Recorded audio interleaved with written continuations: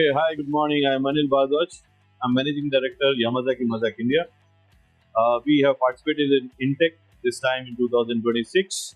We displayed two type of machine models, which is Turnmill QT200MY as well as BMC made in India. We are manufacturing three models in India, this vertical machining center, PCEZ 410510660, and we displayed the biggest one. And as you know, we are a 107 years old company.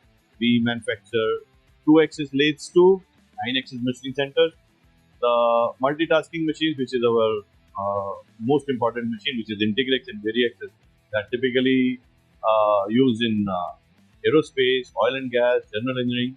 But all of them we have displayed in INTEX, and they are mostly in our technology center.